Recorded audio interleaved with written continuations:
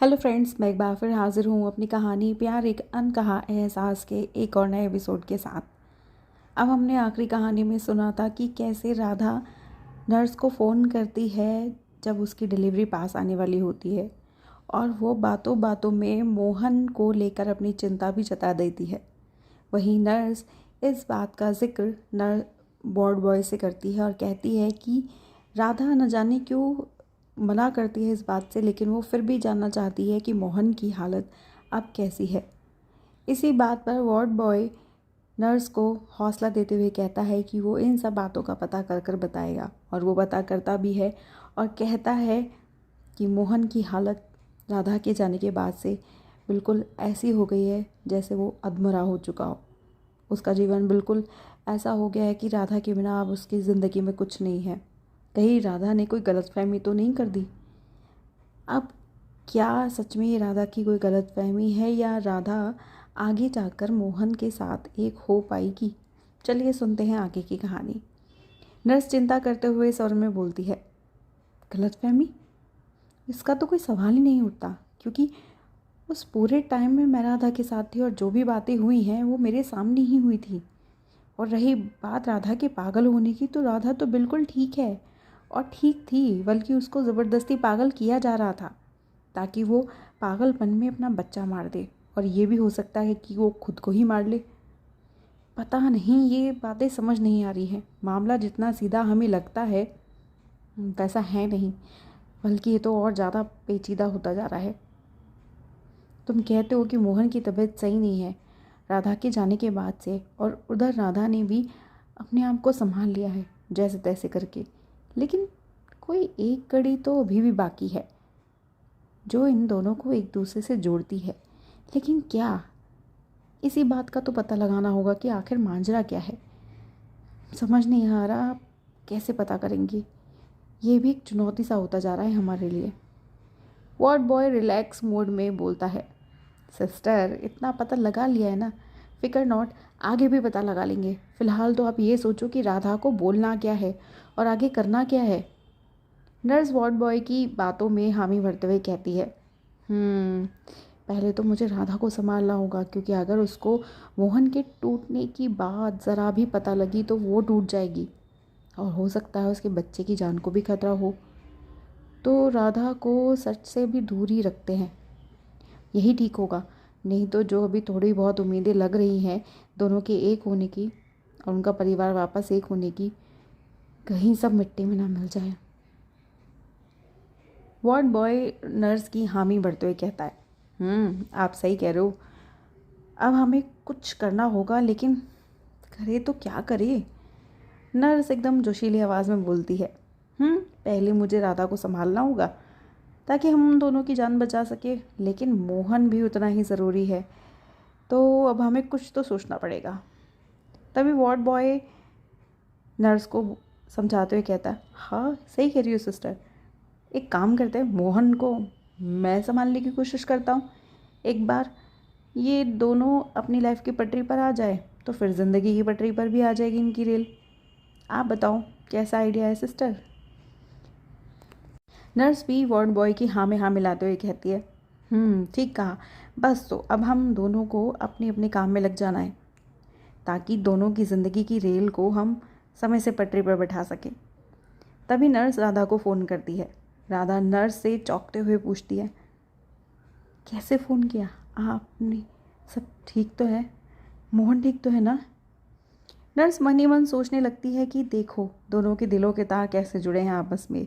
इसको कैसे अंदाज़ा हो गया कि मोहन ठीक नहीं है? तभी नर्स थोड़ा खींचते हुए कहती है, नहीं बाबा, सब ठीक है।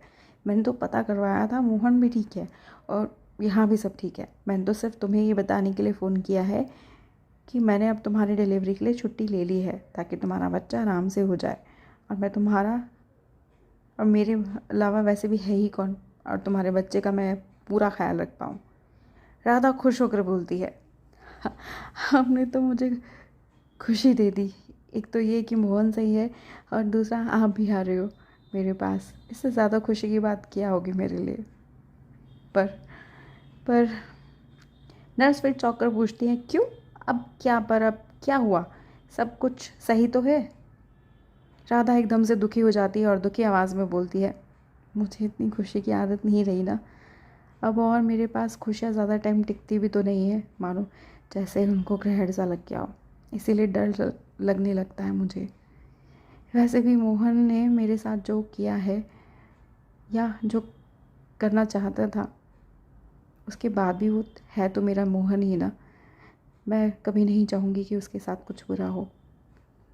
नर्स राधा को विश्वास दिलाते हुए कहती है, तुम किसी बात की चिंता मत करो, अब तुम्हारा और तुम्हारे बच्चे का और यहाँ तक कि तुम्हारे मोहन का भी हम ख्याल रखेंगे।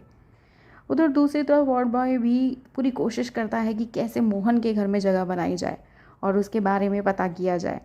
अब वार्ड बॉय के दिमाग में अचानक से चाची का ध्यान आता है कि मैं कैसे उनके घर के महान सदस्य को भूल गया, क्योंकि मोहन तक पहुंचने की चाबी तो खुद चाची ही है। बस कैसे ना कैसे करके उनको शीशे में उतारना होगा, लेकिन कैसे? अगले दिन से वार्ड बॉय भी अपना काम शुरू कर देता है। वो पहले धीरे धीरे चाची से जान पहचान बढ़ाता है और चाची के हर कदम पर ध्यान रखता है, क्या करती है, कहाँ कहाँ जाती है, सभी बातों का, ताकि उसको मदद मिल सके उसे मोहन तक पहुँचने में। और जल्द ही वो समय भी आ जाता है कि वो चाची की हर काम में मदद करने लगता है और धीरे धीरे चाची के मन की बात भी लेने लग जाता है।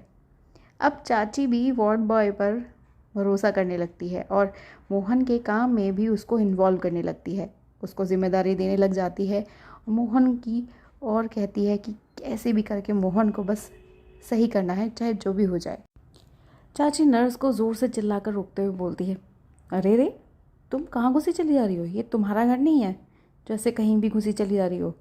तभी पीछे से वार्ड बॉय बोलता है, अरे चाची, ये मेरी बहन है, अपने बच्चे को यहाँ दिखाने लाई है, बस कुछ टाइम रहेगी फिर चली जाएगी। चाची हामी भरते हुए बोलती है, चलो ठीक है, कोई बात नहीं, लेकिन तुम्हें पहले बताना चाहिए था। तुम्हें पता है ना कि मोहन की तबीयत सही नहीं है और हम कुछ ऐसा नहीं करना चाहते जो उसकी तबीयत और ख़राब कर दे। क्या पता वो उस बच्चे को देखकर और ज़्यादा परेशान हो जाए, बस मैं कोई रिस्क नहीं लेना चाहती। नर्स जैसे ही प्रेम को लेकर घर के अंदर जाती है तो मोहन बच्चे की आवाज़ सुनकर बहुत ज़ोर से रोने लगता है और ज़ोर से चिल्लाते हुए बोलता है, मेरा प्रेम आ गया। नर्स भी अचानक से चौंक जाती है और वहीं के वहीं रुक जाती है कि मोहन को कहीं पता तो नहीं लग गया, और उसकी सांस अटक जाती है कि अब क्या होगा। तभी मोहन नर्स के पास आता है और बोलता है कि अगर मेरा बच्चा होता तो वो भी शायद इसी की उम्र का होता और उसका नाम मैं प्रेम रखता। मैंने और राधा ने हमारे बच्चे का नाम प्रेम सोचा था, लेकिन किस्मत को कुछ और ही मंजूर था। नर्स एक लंबी सांस लेते हुए और मोहन को बोलती है, होने को कौन टाल सकता है, बाबू जो होना है वो तो होता ही है, वो होके ही रहता है।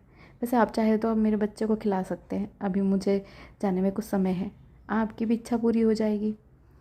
मोहन की आंखों में चमक सी आ जाती है और वो दौड़कर उस बच्चे को अपनी गोद में ले लेता है और उसको अपने सीने से लगाकर ज़ोर से चिल्लाता है, राधा, और रोने लग जाता है। नर्स देखकर खुश हो जाती है कि जिस काम के लिए वो वहाँ गई थी वो काम हो गया, लेकिन अचानक मोहन की तबीयत और ज़्यादा बिगड़ जाती है और वो बेहोश होने लगता है। नर्स जल्दी से बच्चे को हाथ में लेती है और वार्ड बॉय मोहन को उसके कमरे में ले जाकर बिस्तर पर लिटा देता है। ये सब देखकर नर्स घबरा जाती है और उसके मुंह से घबराहट में निकल जाता है कि उसको पता नहीं है, अच्छा है नहीं तो टूट। इतने में चाची बोल पड़ती है, किसको क्या नहीं पता। अब क्या चाची प्रेम का सच जान पाएगी? क्या चाची जान पाएगी कि ये वही नर्स है जो राधा के साथ थी? क्या चाची को पता लग पाएगा कि राधा अभी भी जिंदा है? जानने के लिए इस कहानी के अंत तक जुड़े रहिएगा हमारे साथ। अब सुनते हैं लेखक की कलम से। ज़िंदगी एक किताब है और हम इसके किरदार हैं। एक नया पन्ना खुलता जाता है, नई कहानियों को बुनता जाता है, नई कहानी के नए किरदार मिलते जाते हैं। हम ही जैसे इस कहानी में पीछे रह जाते हैं। यादों को संजो लेती हैं ये कहानियाँ, लेकिन बस कुछ लोगों को ही मिलती हैं निशानियाँ। शिकवे तो वो भी बहुत करते हैं ज़िंदगी से, बस कमबख्त शिकायत सुनने वाला नहीं है इस जहां में।